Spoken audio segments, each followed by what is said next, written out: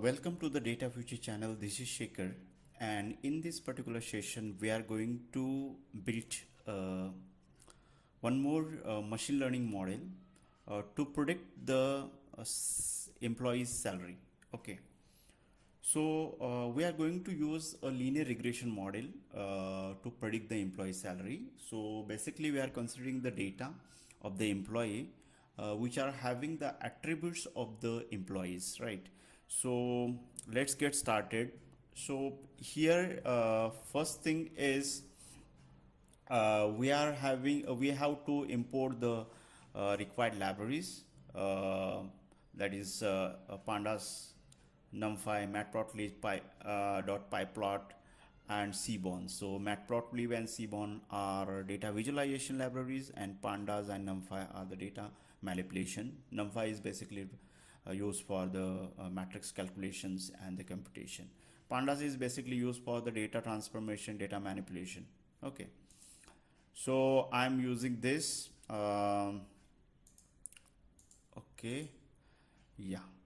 Now next one is we have to read the CSV file or read the data file so that you can load the data and so that we can we can process the data. Okay, so I'm considering here the variable that is salary data, and here I'm using a pd.read_csv. Read_csv, that function I'm using and giving the file name here.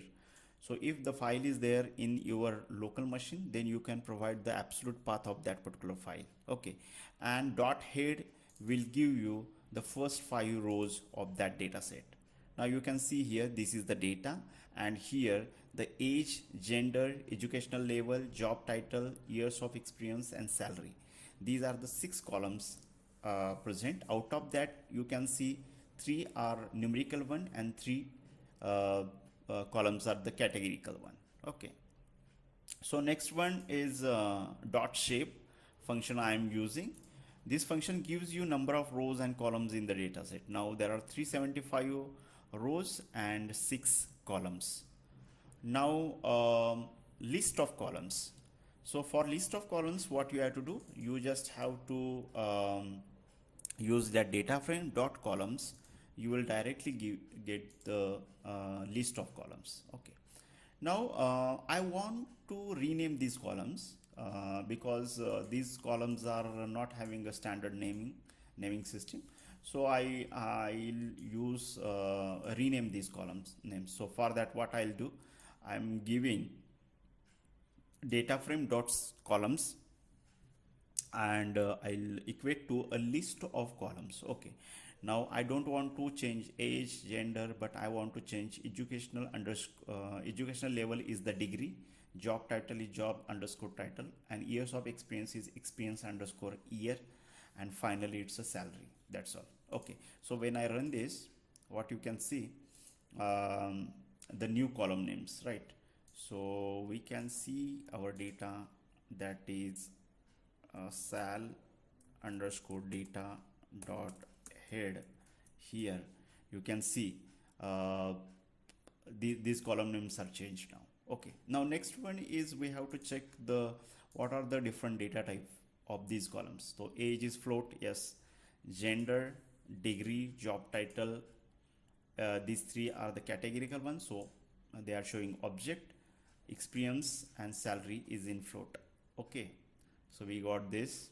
Now if you want the information about the complete data set, then we can write .info function, and you will get all the information about the data, like number of rows, indexing 0 to 374, then columns, then how many non-null records in each column, and the data type. Okay. Next thing is very important thing. We have to check how many duplicate records are there in the data set. So for that, I am using this data frame sal underscore data, and I'm providing into bracket, that is sal underscore data, that data frame dot duplicated. I'm using a duplicated function, and when I run this, I'll get all the records which are duplicated. Now you can see here, these are the records, and if you want the count of this, Then I'll check what is the count of this thing. So I'll do one thing here, put and give the shape here. Now you can say 50 records are duplicated. Now we have to remove that, right? Duplicate records, because processing the duplicate records um, doesn't make any sense here. So I have to drop the duplicates. To drop the duplicates, what I'll do, I'll create a new data frame, that is sal underscore data 1, and I'm dropping the values from this. Okay, so what I'll do, sal underscore data, that data frame, I'm using a dot duplicates, and what I'm using, keep equal to first. Why is it is a keep is equal to first, means it will keep the first record only, rest of the duplicate records it will remove. Okay, so how this is happening, then we'll check first 5 records and the shape of this. First we'll check the shape. Okay, now you can see here, initially it was how many records, 375 actually, 375. Now it's a 325 because 50 records we have removed already. Okay, now we have to check whether there is any null values are there. Yes, in each column there is a null value, so we have to remove these null values also, because missing value also we have to remove from the data set. So for that, what I'll do, I'll use a drop NA method, that dot NA, and I'm providing the argument as what how is equal to any, whatever is the missing value, and in place is equal to true.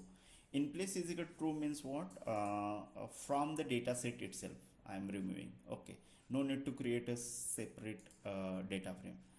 Now I have to check what is the data 1 dot shape. Now it's a 324 and 6. Okay, means all the missing values we have removed. Now after removing the dropping the duplicates and null values, duplicates and null values, what is the final data set that we have to check. Already we have seen here, but we have to check what is the first 5 rows. Okay, this is our data set, and 324 and 6. Okay, we'll do some data exploration here. So for data explorations, what I have to do, so first I will check the statistics of numerical columns, and for that I have to use the dot describe method. So when I run this, you will get the statistics of numerical column. There are 3 numerical columns. One is age, experience, and salary. So it gives the count, total count of records.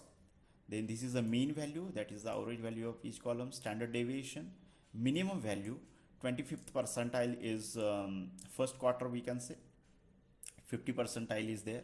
This is third quartile is there, 75 percentile, and maximum value in that particular column. So this gives you idea about the distribution of data. Okay, now again very important thing we are going to see, that is the correlation among the numerical columns. So, and for that I am using a dot core, so age, experience, and salary, and for that I am using a dot core, so it will give the how much they are correlated. So greater is the correlation, means there is a proportionality relationship between these features actually. So you can see here, so age and experience is proportional by 97%. Oh, so the age, as age increases, experience also increases, obviously. Yeah, salary and age is proportional with 91%. Okay, that's fine. So salary and experience is correlated by 92%. So there is a good correlation among these variables are there. Okay, so instead of this table or the matrix, I want to visualize this correlation matrix. So for that I'll use the sns.heatmap, and I'm providing the core, that is correlation, this function, that variable, and annote is equal to true, means I have to display the values also. Now you can see there is a nice visualization of this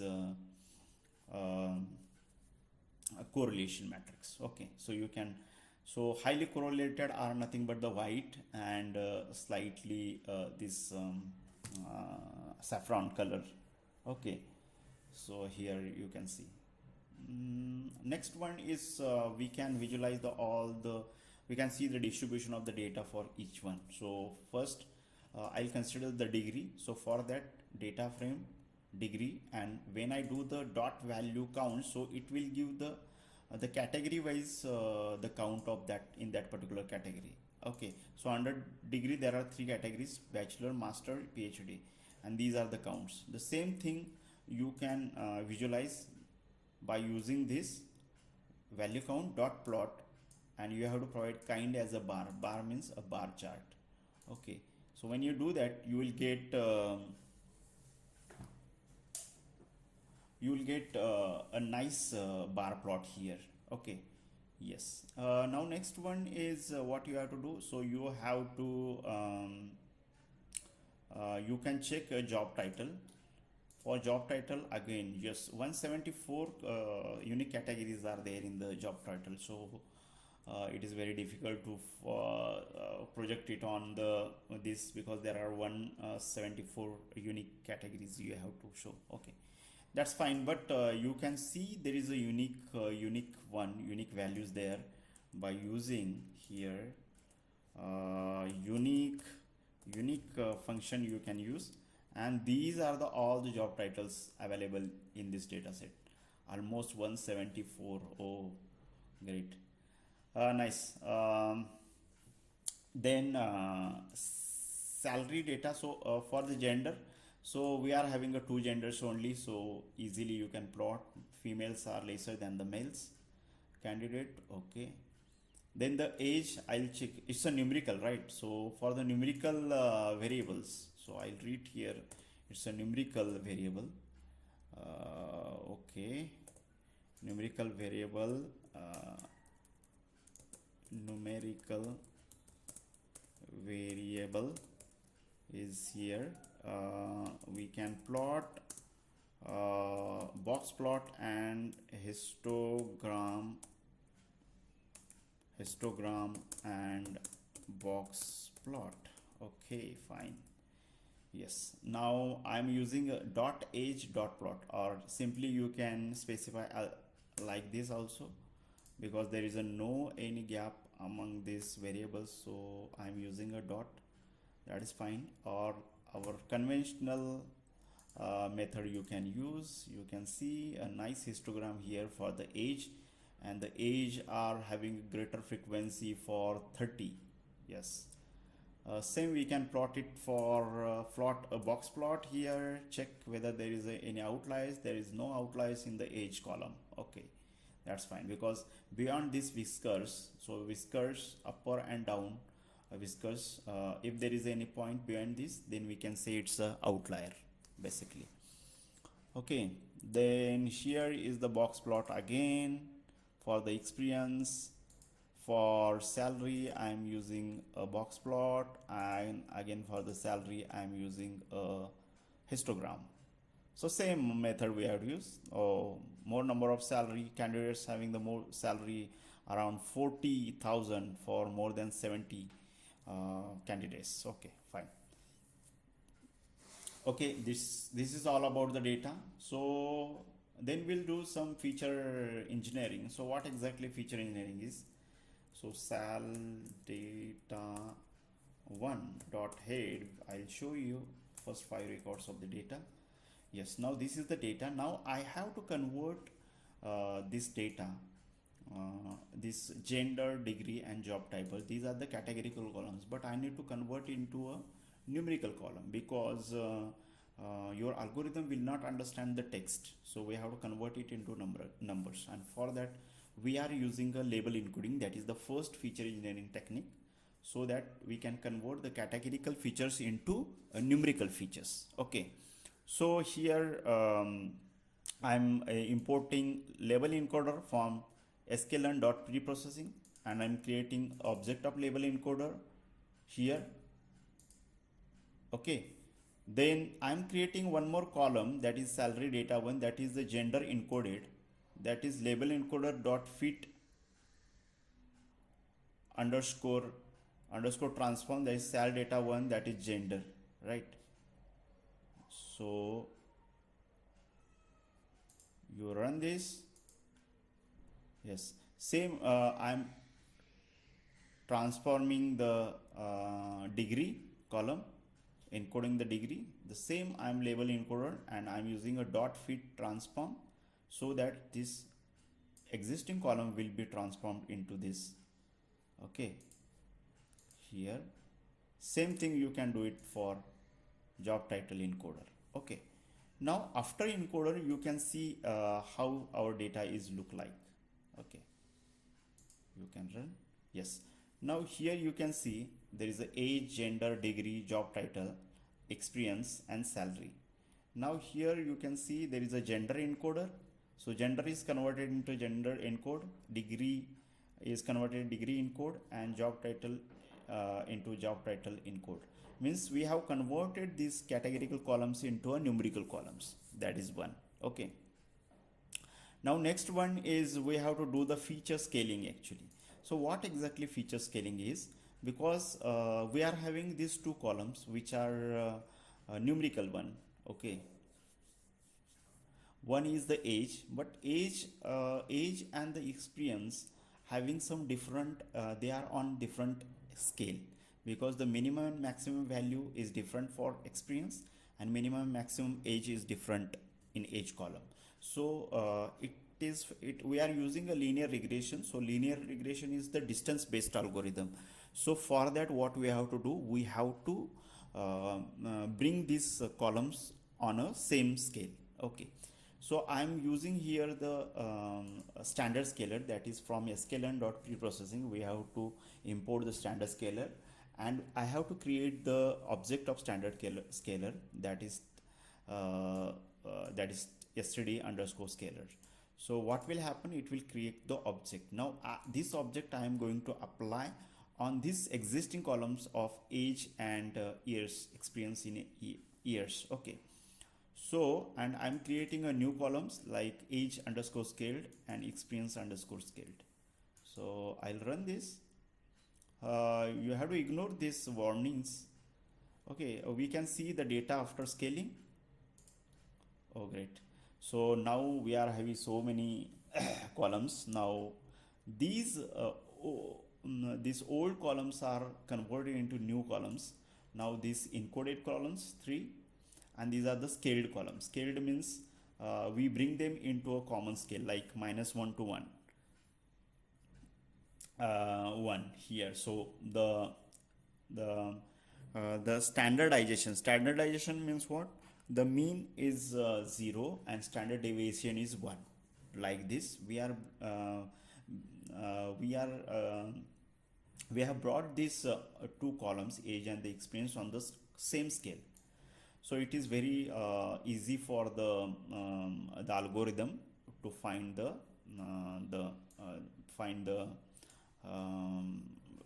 final solutions quickly. Okay, now what are the dependent and independent variables here? Now I will select the variables here. I'll select this age underscore scaled, gender underscore encode, degree underscore encode, job title underscore encode, and experience underscore years, experience underscore years underscore scaled. These are our independent variables, and dependent variable is the salary. So already we know that with salary we have to predict which is our target variable, and I'll show you what is X value I am selecting, and the Y value is the nothing but the salary column. Okay, so this is X and Y values. Now next thing is we have to split the data into training and testing. So for that, what basically thumb rule is we are using 80% of data for the training and 20% data for the testing. So here I'm using the train test split this method. I'm importing this method from the sklearn.model selection. You can import train test split, and you have to create 4 variables: x train, x test, y train, y test, and you have to provide train test split, and you have to provide here x, y values. Test size is 0.2, means 80% test training data, 20% testing data, and random state is 42. Yes, now our four variables are there. The train data and test data we have separated. Now we can see the trend data here, and we can check actually shape of this trend data. Yes, 256 59 records are used for the training one, which are 80% actually, which are 80% of the data. And I'll show you xtrain xtest dot shape is how much it is. It's a 20%. You can see these records we are using for the testing or the model evaluations or the validation data set, we can say. Now next thing is model development. So in the model development, what we have to do, you have to build the linear regression model. So I'm importing a linear regression model from sklearn.linear regression linear model, and I'm going to create an object of this linear regression model, that is linear regression underscore model. So now this model is ready. That model we have to train on the training data. So the training data which we are having, that is y train is also there. We are having a y train, right? So we have to provide the both input as well as output. Okay, so y train is also 259. Okay, and here is the testing data is y test actually, y test dot shape. Okay, you can see here. So I'm fitting, so model dot fit extend y train. So here the training will happen. So training, now your model is trained, and this model we are going to use for the prediction. So next thing is the model prediction. Okay, so what is the model prediction that we have to check? So because we have fit means we are training the data, training the model by using a train data. Okay, now the predict. So I'm using the same model and dot predict, and I'm using a x test for the model evaluation, so it can give the our y predictions, and I'm giving a LR means the predicted values by model, linear regression model. Okay, yes, so you can see that you will get 65 values here, because 65 records we have used for the testing. Okay, and this is the true value, and whatever the values here predicted by the models are the predicted values. Okay, yes, I'm here creating a data frame of actual values and the predicted values here by using this list and the array. And what you can see here, I'll show you once again what I am doing here. Yes, so y actual and y predicted, this. Now you can see here there is some difference. This difference is, these are the predicted values and these are actual values. So I want to calculate the difference between these two values is nothing but the error. So I'm creating one more column, that is error, and taking the difference of these two. Then I'll get what, this error also, but this error should be absolute. So I'm calculating the absolute error. So absolute error is nothing but simply we are considering the values without considering the symbol positive or negative. Okay, and here I am calculating by using this. I'm manually calculating this mean absolute error. So mean absolute error means what? We have to take the average of this. So this is 10,570 actually. So this is the mean absolute error for this particular model. Then we have to check what is the accuracy of this particular model. So for that I'm importing from sklearn.matrix. I'm importing accuracy score and the R2 square that are same actually. From sklearn matrix I'm importing mean squared error and mean absolute error. Already by hand we have calculated, but by using the inbuilt method also we can calculate. So R2 square I'm going to check. So R2 square, and here we have to provide the two arguments. One is the y true and y predicted. So y predicted already we have calculated by using a prediction. So 89% of the accuracy we got here. Okay, it's a good accuracy. Now I am putting it into here by using a f string, and you can check. Yes, 89.11% of the accuracy we got by the linear regression model. Then next we'll check absolute error. So absolute error is y test and y prediction I am providing. I am rounding it by the 2 decimal values. So yes, whatever this we are getting, the same value here we are getting, but the matrix or this functions directly calculate it. No need to calculate manually. So we can directly use the inbuilt functions here. Okay. So this is mean absolute error. So mean squared error also I am calculating mean squared error, but this value is very huge. Okay, so instead of that we are using a root mean square, so we can take the square root of this. Yes, nice. So this is the all the metrics we have calculated here for the linear regression model. Now next one is coefficients. So here is the linear regression model. We are having a coefficient like y is equal to m1 x1 m2 x2 plus m3 x3, right? This, so that m1 m2 m3 are nothing but the coefficients. That coefficients are equal to number of variables, right? So 1 2 3 4 5, so 5 number of variables we are using, features that are independent features, and there is a one intercept. This is the intercept, and from this m1 m2 m3 you can easily calculate any value of y. Okay, next part is the customized prediction actually. So what exactly customized prediction means? We have to check the what will be the salary of this person. The person whose age is 49, the gender is female, degree is PhD, job title is director, and experience year of experience is 15 years. Okay, what is the salary of this particular candidate? So for that, what I have to do, because we are used feature scaling here. Okay, so we have to first transform this feature into its value, original scaled value. That is scaled value is 5, because we have trained the model with the scaled values only. So we have to convert this value into a scaled value. Okay, then gender is 0, means female, PhD is 2, because this encoding you will get from that encoder. I'll show you. Here is the encoder where we have used. Yes, here encoder, here you can check what is the for the degree. It's 0, master it's 1, PhD is 2. The female is 0, male is 1, software engineering 0, like this. Okay, so you have to check these things, and according to, you just have to give the coding for this job title.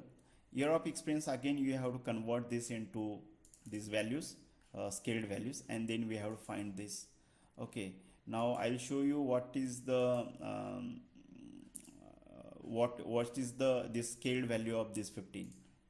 Okay, so this is the value. So I am using this 0, so you'll get simply one more time we have to use, so you'll get these values.